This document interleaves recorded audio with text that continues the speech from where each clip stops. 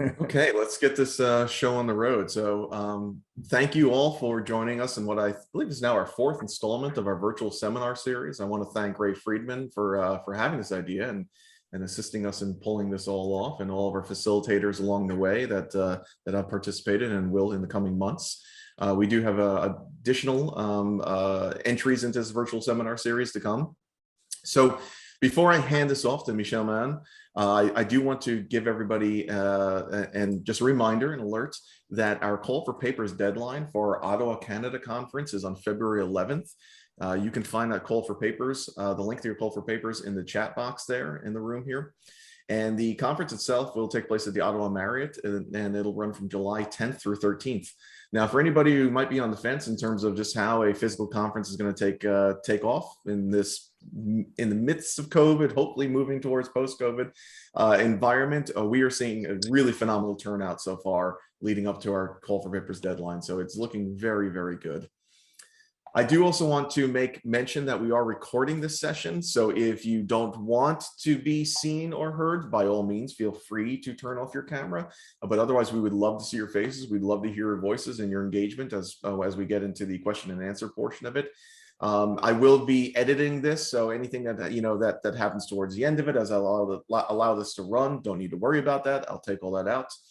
But at this time, I want to just thank you all for coming, and I would love to hand this over to Michel as we get this session started. Brandon, hello and welcome everyone to the fourth event of the virtual seminar series. The first one in 2022. My name is Michel Mann, and I'm negotiation researcher at the Leuphana University in Germany. And I'm very excited to talk today with Daniel Druckman, Professor Daniel Druckman, about robot mediation and how mediation, especially robot mediation, can help to improve negotiation outcomes. Before we start, I'd like to give you a short overview about the agenda today. First, we will have Dan's talk, his presentation. Then we will have a short conversation with Dan and Johanna Seibt from Denmark. And then we'll hand over to you and have a Q&A part, which closes today's session. If you want to raise a question, you have two options. You can use the chat via Zoom, or just raise your hand. There is a raise your hand button in Zoom, and we will then check out whose turn is it. And yeah, you can raise a question in person. Yeah, that's it. Let's start this event. Dan, it's your stage. And as you said, you'd like to introduce your study. So yeah, go on. Thanks, Michelle, and thanks everybody for coming along. I was just thinking this is a perfectly nice day to be inside and to listen to talk about robots and a few other things as well. Let me just say that this research, as you can see by the authors on the article, is a team effort, has been a team effort. We have 4 members of that team here today. We have Johanna Seibt, who you'll see a few times during the talk. We have Christina Vestergaard, and we have Adrian. We also have one of my colleagues from the earlier work we did on e-mediation, Jamie Druckman, a familiar last name.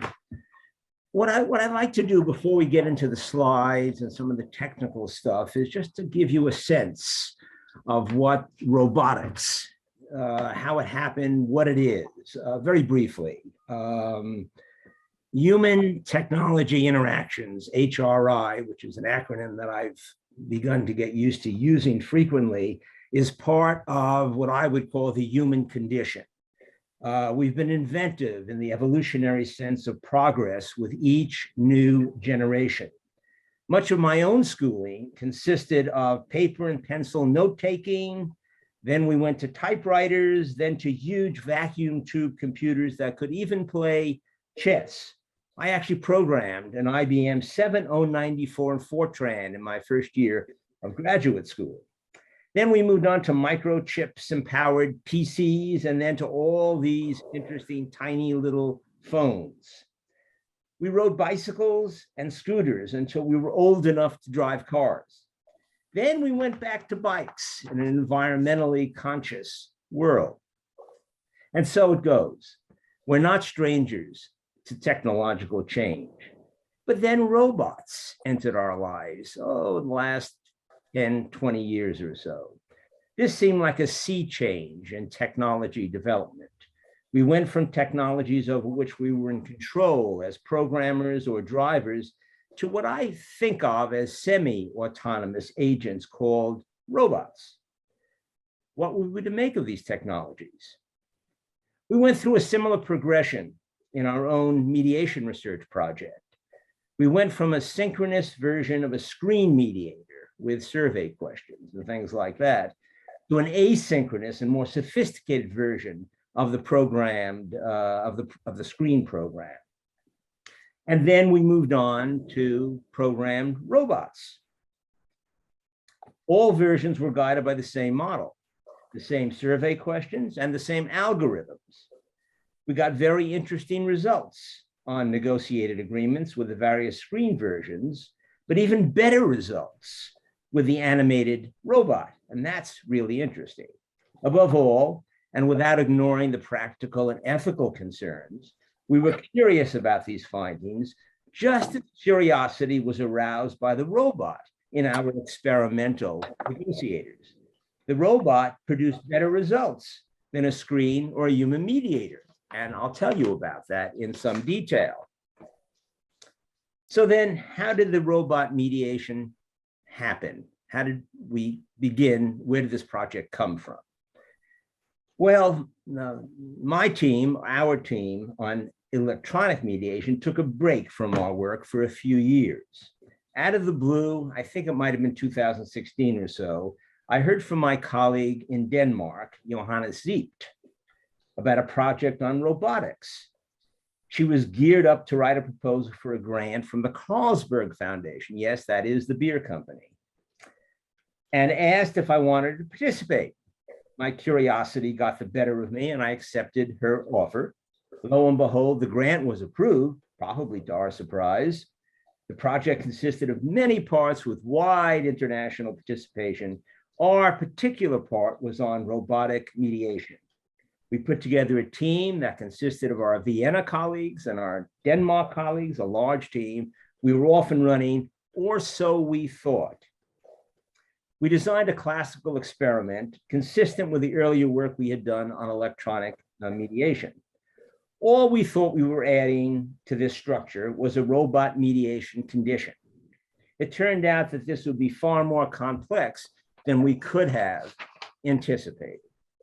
The complexity resided in a variety of technical issues around operators, around gender-neutral voices, and especially around scripting, the screen, the human, and the robot. After a number of false starts and considerable pilot work, we were ready to turn on the lights and the cameras. Recruitment and data collection went on for over a year, followed by another year of analysis and group writing, resulting finally in a 2021 publication, appearing in the same journal that all of our e-mediation work appeared in earlier, Group Decision and Negotiation. So with that background, here we go with the more technical part of the presentation. Over to you, Michelle. Okay, I'll talk as briefly as I can about 3 generations of e-mediation studies. Next. Okay, a little bit on mediation. I'm sure most of you, if not all of you, know about this, but let me say it anyway. So mediation is one kind of third-party advice, not the only kind, probably the most popular and maybe the most researched. One distinction among many is between what we call process mediation, which deals with the communication, and substantive mediation, which deals more with the issues. Another distinction is between what's called a more directive, proactive kind of mediation and a less, more passive, less active kind of mediation called facilitation. But then there's also transformative mediation, and it comes in many other varieties. As we search through the literature where we note and we find out to our chagrin that there aren't a whole lot of control group comparisons in, generally speaking, mediation research. And then when you look more closely for a track record, you're a little disappointed to find in the few meta-analyses or like meta-analyses that have been done, you don't get huge effect sizes. You don't get huge percentages of success. The divorce mediation literature, 36%. Jacob Berkovich International Mediation using a directive approach by diplomats, 45%, not too bad. That's across the century. And if you put it all together, you get roughly 33% improvement with mediation. Next. So we have a model. I'm not going to go into it in detail. It's all in the article. We focus on similarities among mediators rather than differences in approach or style. We focus specifically on 3 key functions of mediation in the order in which they're typically performed.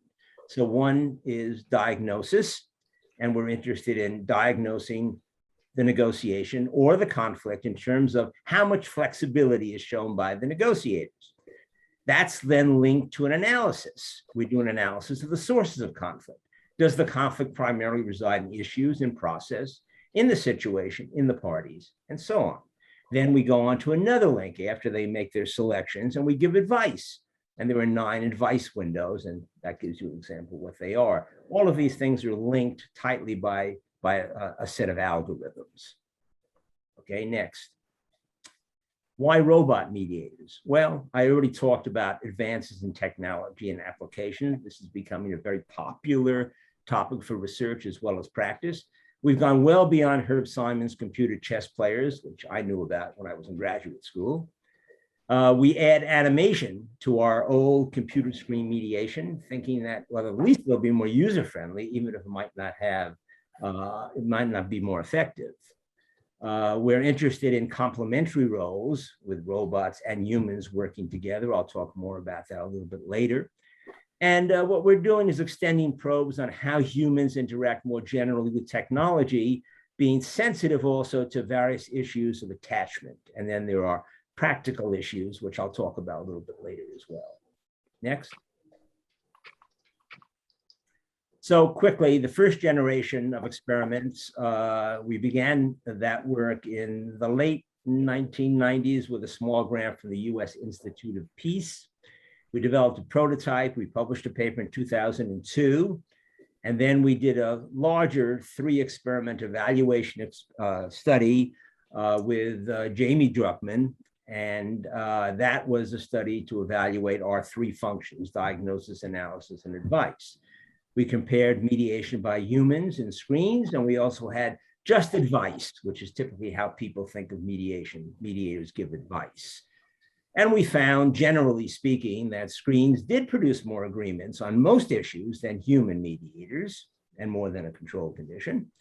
Humans produced, however, on the other hand, the humans produced more integrative, or shall we say, creative agreements than the screens, and that was a rather large effect size. Humans elicited more favorable perspectives. People actually didn't like the screens all that much, but the screen mediators indicated, the people who use screens indicated a greater willingness to compromise, and in fact, they did compromise more. They got more agreements. Next. This just gives you a look quickly at the first stage: diagnosis, analysis, advice. This is the diagnosis diagram, and it has multicolored 3 cells, and we, based on answers to survey questions, we place the negotiation in a box. I'm just showing you that on process issues, things were looking very good in this hypothetical negotiation.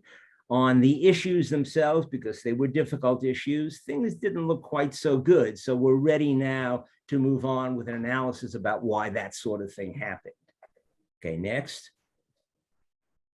Then we had a second generation of mediation experiments where I teamed up with new colleagues in Vienna, Austria, and we developed an asynchronous negotiation program package with a platform called Negoist, which is actually quite popular in the e-negotiation literature. What we did, technically complex as can be, we embedded our mediation functions within that Negoist e-negotiation platform.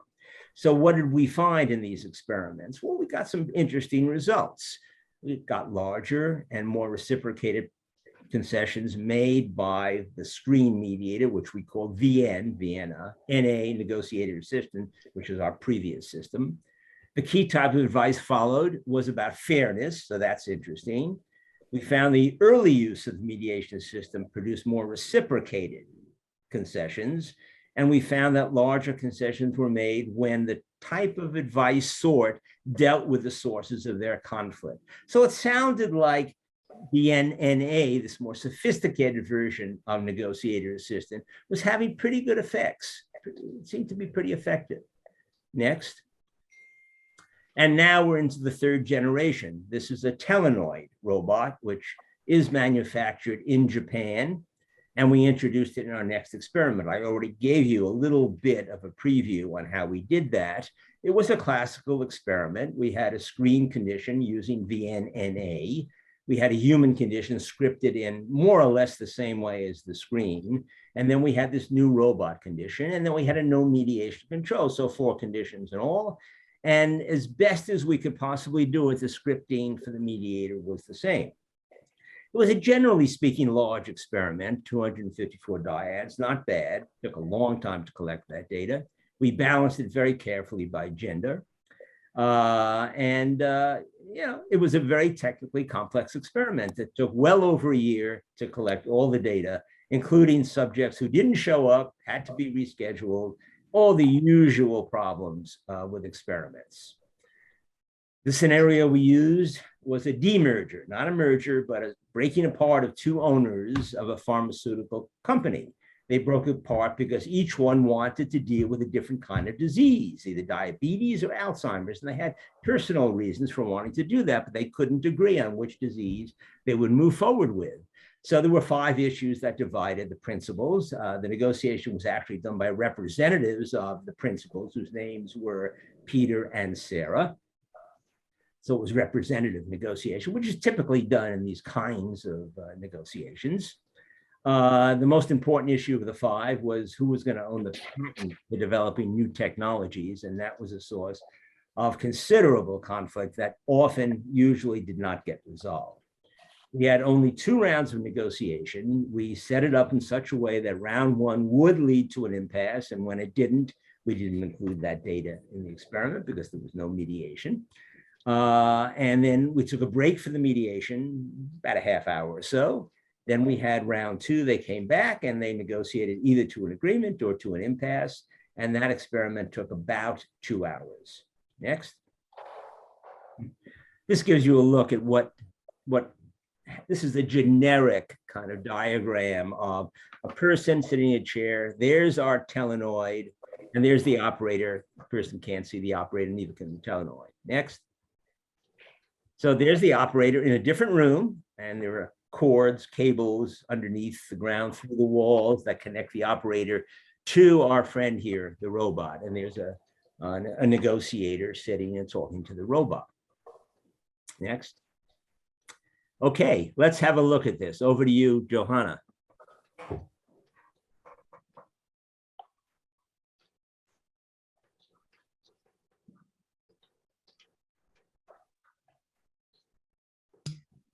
Hope you can hear me.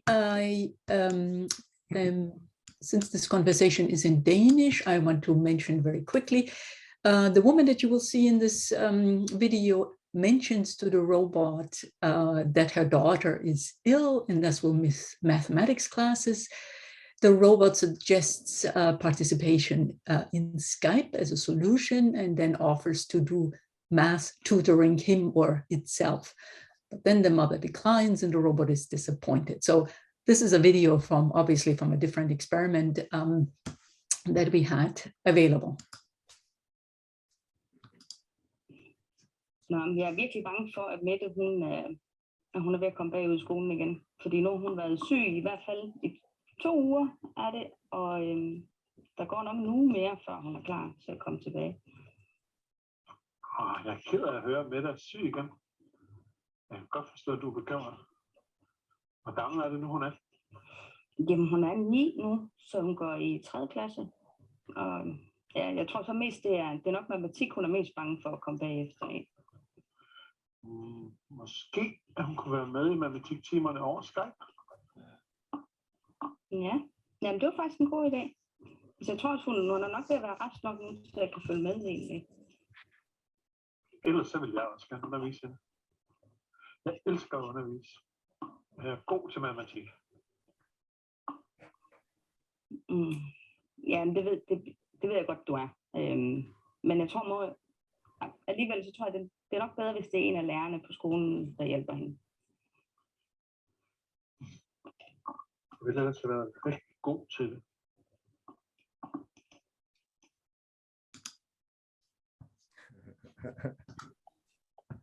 Well, that gives you an idea of our friend, our robot friend, and you know, look human, non-human, combination of live and non-live characteristics, nice expressions, movement of the head, and the operator was able to do this in our experiment. When the operator moved his or her head, the robot moved its head in more or less the same direction. So the operator did have control not only over voice, but also over these facial movements. Okay, thank you, Johanna. That was really interesting. Next. Okay, so we did the experiment, we collected the data, and then we looked at very familiar categories of dependent variables that I'm sure all of you are familiar with. We coded for distributive agreements, which are known as fixed pi bias, fixed pi agreements, compromise, even capitulation, fit distributive. Integrative agreements, more creative. The agreement does not benefit one party more than the other. Usually it's a new solution, and we call that expanding the pie. But we had a third kind of agreement, and I'll talk about that in some more detail soon, but I'll just introduce it here. And these were actually decisions that were made outside of the structure of options that we actually provided. And these were considered as being more than integrative agreements, being inventive. And we just call that outside the box thinking. And there were more of those than we actually expected. Next. This is the only, no, it's not the only data table, but one of the few. Just to give you an idea, if you look at the Telenoid, that's the robot condition, compared to the other three, they're doing quite a bit better on agreements and particularly better on integrative agreements. And I'll say that in words in the next slide. So, okay, so the robots produce significantly more agreements than the humans, and the control condition, they actually did produce more agreements than the screen, but that difference was not statistically significant. So that's interesting. So the screens are still being somewhat effective. The big finding, however, is that the robot mediators produce significantly more of what we code out of as integrative agreements. And significantly more integrative agreements than each of the other conditions or the other three conditions combined. The largest difference, not surprisingly, was between the Telenoid and the control condition, but we also got other differences between humans and screens and the control condition as well. So we actually do get mediation effects, generally speaking, and also Telenoid robot effect, more specifically speaking. Okay, next. Just to get a little fancy, we also did indirect effects models with process, the Andy Hayes process routine. And we did find, you know, maybe it's a little obvious, but we did find a mediator called, and it was both number of agreements, type of agreements. So you have condition, the IV, you have a mediator, the outcome, and then you have the perception of satisfaction with the result. So satisfaction resulted from the condition producing more agreements. And then we have a fancier chart on the next one, where we only compare the robot with the humans. And there we also get, generally speaking, significant results showing that the outcome mediates the condition and the perception of a satisfactory outcome. Okay, next. Okay, this is a summary of more or less what I said. They extend the direct effects that I talked about. Telenoid effects and outcomes lead to more satisfied negotiators than the other conditions. the strongest effects were obtained on the integrative agreements, and therefore we said now we have to look more closely at the integrative agreements, which is what we did. In the next slide. I mentioned briefly what this thing called non-standard agreements are. We have an acronym which we're very familiar with now called NSAs, and I already said they're inventive out of the box. 32%, that's about a third of all the agreements were coded as NSAs rather than an option in the structure we provided. A significantly larger proportion of these 32% occurred in the Telenoid robot. In other words, 50% of the NSAs were in the robot condition. 29% of the NSAs were coded as integrative rather than distributive agreements. Practically, and this is probably the most interesting finding, practically all of the integrative agreements that were NSAs were in the robot condition. Thus, robot mediators produce more NSAs and more integrative NSAs, and that led us to speculate, somewhat wildly perhaps, about why this might be happening. Next. Okay, we have, of course, we asked many questions following the experiment, a fairly long questionnaire. And we got, I guess we can say we got a kind of halo effect. Got consistent results on a number of perceptions. And most of the perceptions had to do with perceptions of the mediator per se. The Telenoid was always seen as more helpful, helping them get better agreements. And more trusting, things like that. However, the Telenoid robot condition negotiator did not think that the mediator increased their trust in the other party, that is the two negotiators, or led to more fair agreements. So the positive perceptions were directed toward the mediator itself, rather than necessarily to the other negotiator with whom you're going to return for round two. Next, gender. We thought, and we were we were more or less convinced at the outset that we were going to get gender effects, but we didn't.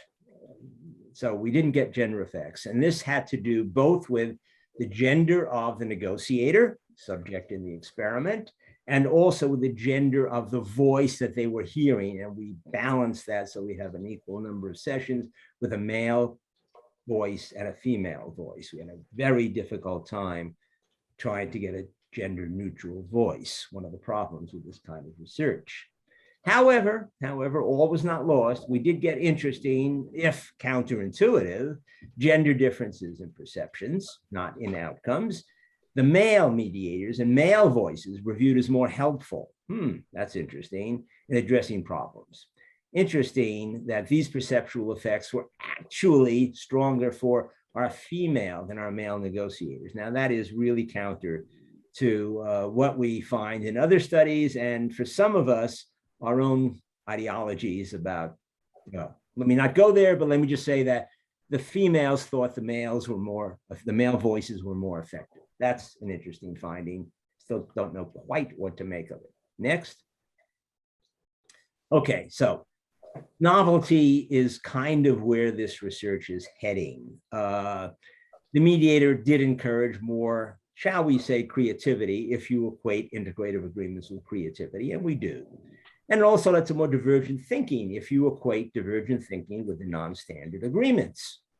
And those are very large effects, which we already talked about. So the greater frequency of integrative NSAs, practically all of them in the robot condition, by the way, indicate that both processes, that is both creativity and what we're calling divergent thinking, might have been stimulated by the robot mediation. And we think, though we can't be sure, and we'll see in our future research, that this may have to do with novelty, surprise.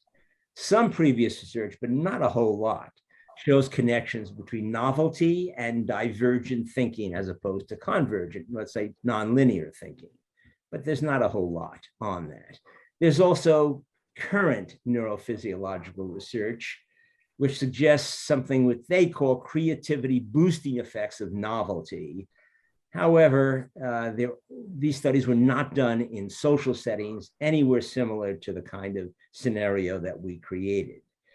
So we're a little bit excited about these novelty effects and look forward to next steps in investigating them. Next. Fourth generation. Well, COVID has slowed us down considerably, all of us. So we're not ready to open up the laboratory at Aarhus or any place else for that matter, which is too bad because we've been stimulated and we've been creative in thinking about what do we do next? How do we probe novelty effects? How can we be sure this is what's happening? Well, we really want to know if people react to the robots as a surprise, as novel. We think that's the case. We have some suggestive evidence from our questionnaires that it is the case.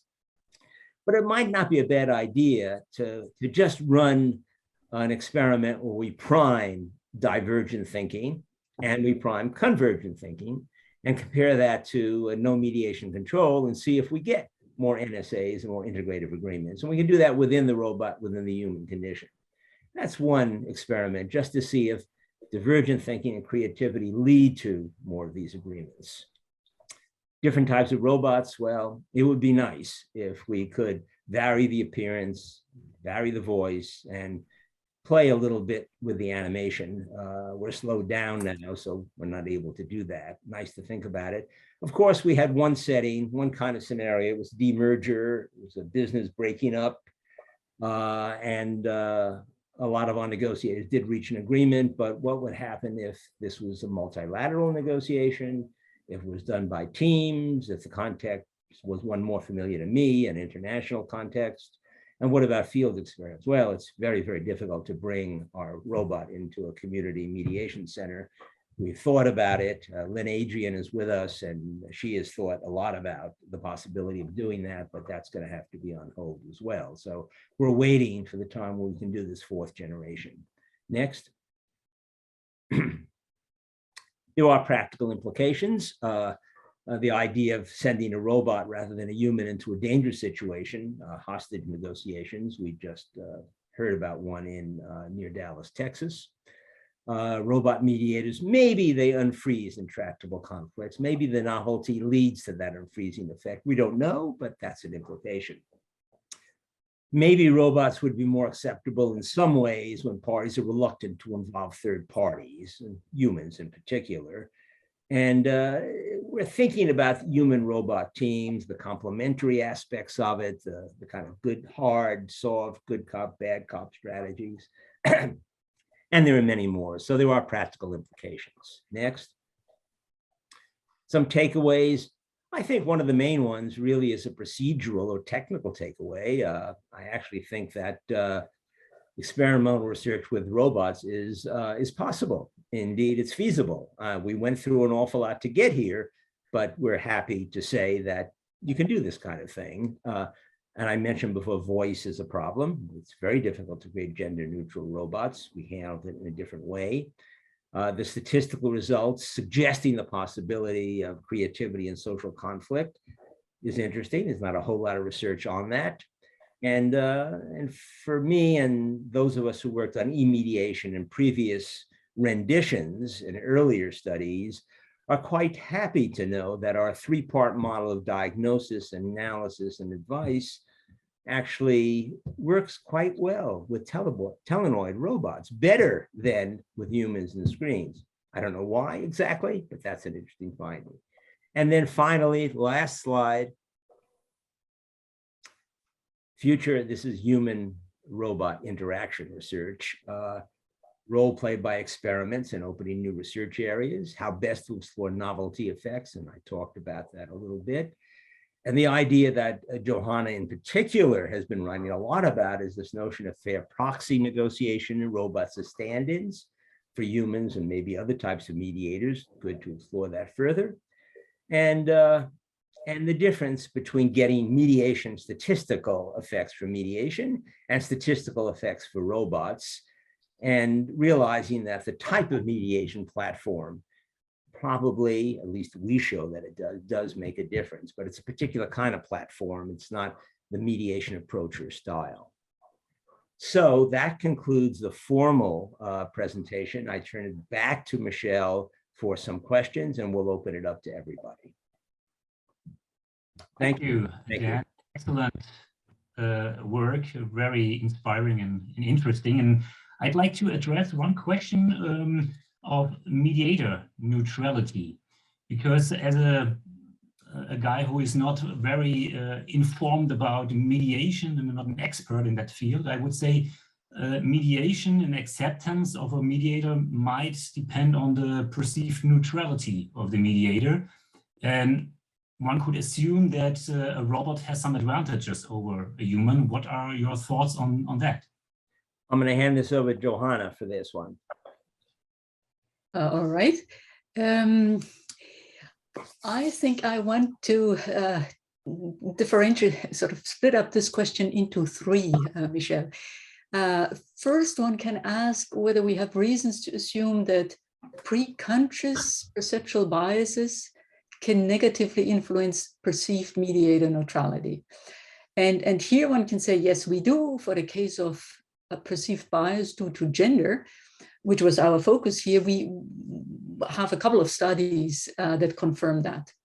It would be very interesting to run the same study for perceptual biases due to ethnicity. That was actually my initial idea for the fair proxy negotiation. I wanted to naively suggest this as a solution to the Israel-Palestina conflict.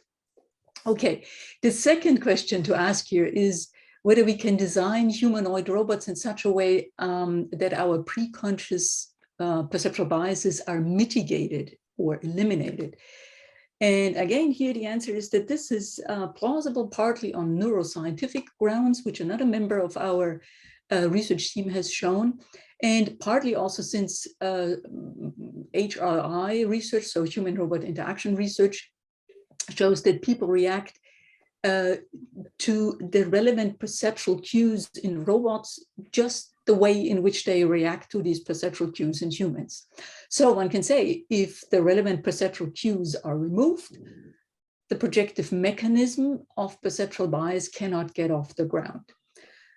But then the third question is, and that's the crucial one, whether the removal of these perceptual cues in robots leads really to the perceived neutrality or fairness, or rather to a very different cognitive state of what we now call productive disorientation, a kind of novelty cognition. And in fact, I want to put in the chat here a little reference to a paper of one of our PhD students.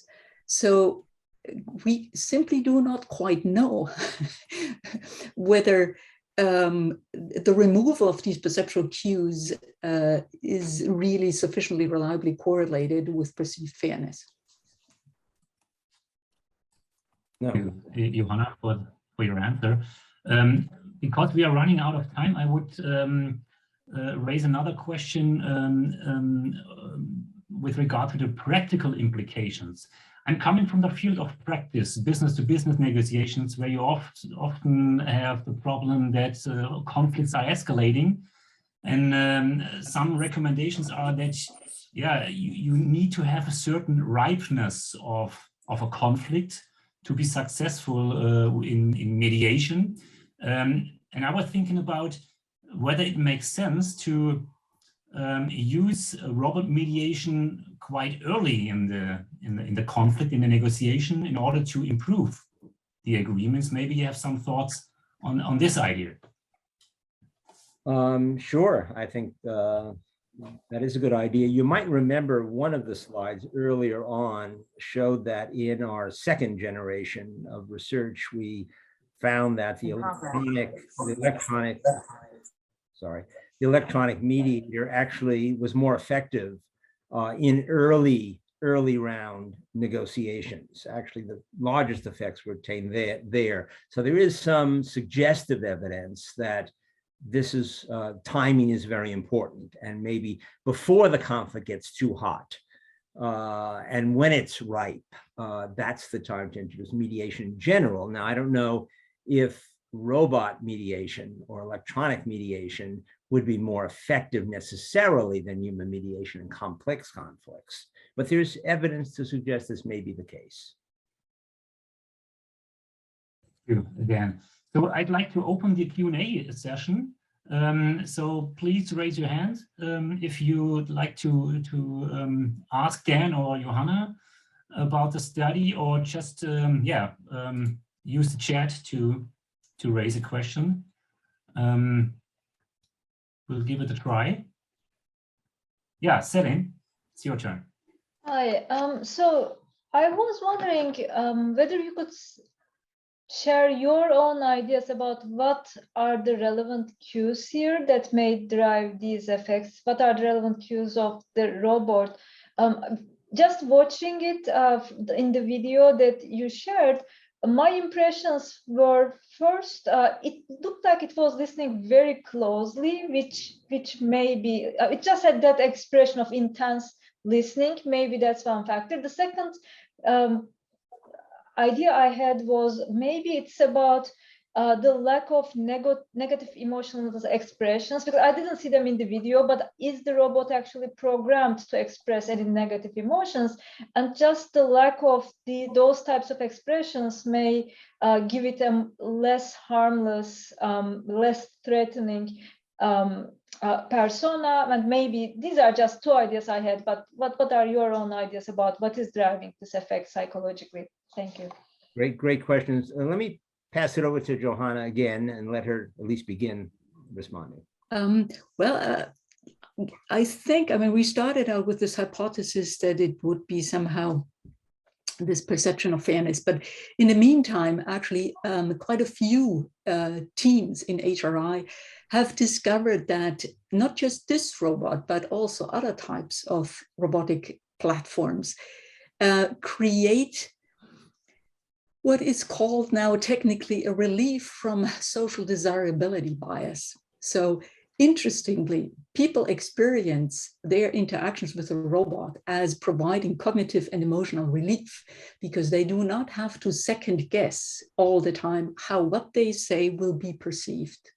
So it's the lack of second person judgment that creates a very special cognitive situation that then is reported as I could explore my emotions in a much better way than before, and so on. So we thought at the beginning it was specific to this particular design. And right now we think it might be a much larger and potentially much more interesting phenomenon. Yeah, very interesting to follow that up with another experiment to see if in fact that's happening, because that has a lot to do with the whole idea of creativity boosting, you know, the idea of being open to new ideas, so on. Thank you. Just Ray, I guess. Yeah, I mean, one thing that occurred to me looking at the robot is you absolutely know you're in an experiment. And it, you know, reminded me that the only context where this is going to happen is where people are agreeing to be in an experiment, like they know they're in an experiment. And so, you know, I'm trying to imagine, going back to Michelle's point about the real world, if someone was in a true heated actual dispute, like they might say, I am not willing to be experimented on. You know, this is like, as from the get-go, that might just be rejected out of hand. Yeah, I think that's right. So it was very important for us to establish if there's an effect. And for sure, people are self-conscious of being an experiment, which suggests a number of biases that we demand characteristics in particular, which would be actually, it might be different in the real world, but actually it could be even exacerbated in the real world setting. And you're suggesting that I would say, I don't want to be experimented on. Subjects in Oxford didn't have that option, but I don't want, you know, I don't want you to be trying this out on me. This is a serious conflict. So you have to kind of establish some kind of relationship with the combatants or the disputants to understand that you're really doing this to be helpful. And unless you frame it in those ways, it could backfire very badly on you. Well, I can see it almost being like arbitration, where you would pre-agree that this would be a possible mechanism you both accept, something like that. Exactly. Exactly. Thanks, Ray. Great. Before we close the session, I'd like to hand over to Sonia, the last question for today. Okay, thank you very much. Yeah, I thought it was really interesting research. And I have a question, and that is whether you have some data on the process or the negotiation process, and whether that differed between the conditions, and if you can talk a little bit about that, maybe. Certainly. And I'm tempted to hand this over to my colleague, Lynn Adrian, if she wants to respond, because Lynn, Christina, and I are now doing a content analysis of the transcripts post-mediation intervention. So we're looking to see if these creativity kinds of codings actually come out and show a difference between we're in the middle of that study. We have nothing to report yet, but let me just ask Lynn if she'd like to add anything to that.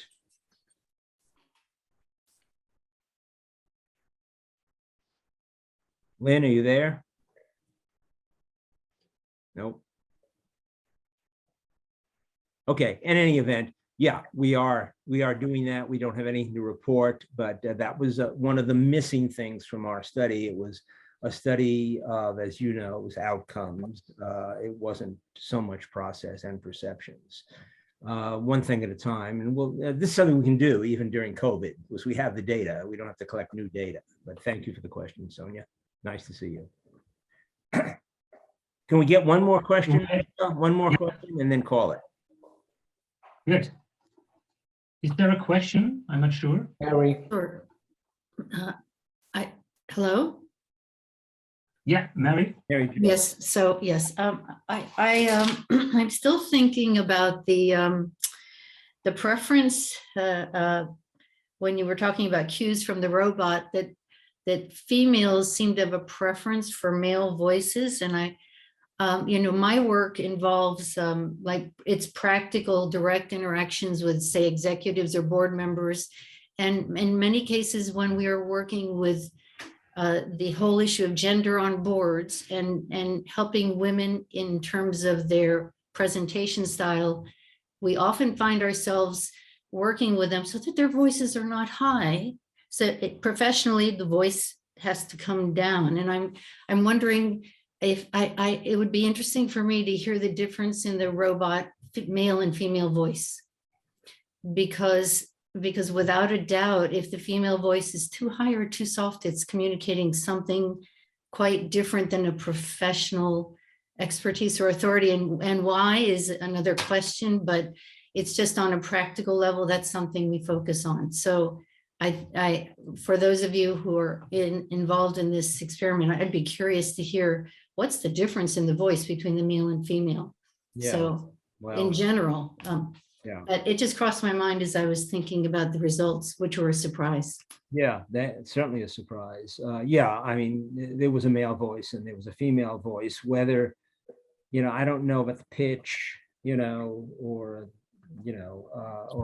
certain features of the voice, but whether there was more screeching in the female, more high pitched, I don't know. I don't know, but we can go back and look at that. It's certainly an interesting idea. That would be a hypothesis. So I think what you're also saying is that in your training sessions, females, and this is with women, I presume, that women are they more comfortable with? They follow more directly the deeper male type voice, or what is it that you're finding?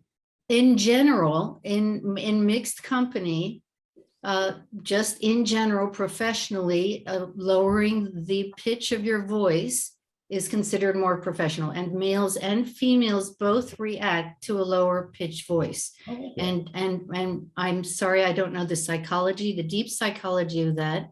I mean, certainly there are aspects and benefits to a softer voice in many emotional situations. And emotions are an important aspect of the entire dynamic on a board, but just professionally, definitely we work with that. Okay. Hey, Johanna, did you want to add something? I see your chat box coming. Yes, I can.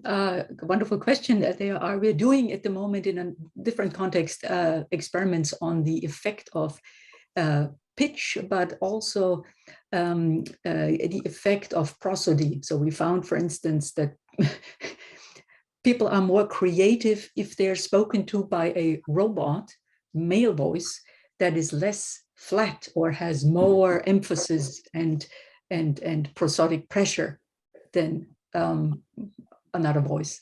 So there's lots to be done. The nice thing about doing mediation with robots is that you can actually set the parameters very, very finely. Thank you. I would say we are at the end of today's session. I really like to thank Dan and Johanna for this excellent work and presentation, and also to the team who is not attending today's session.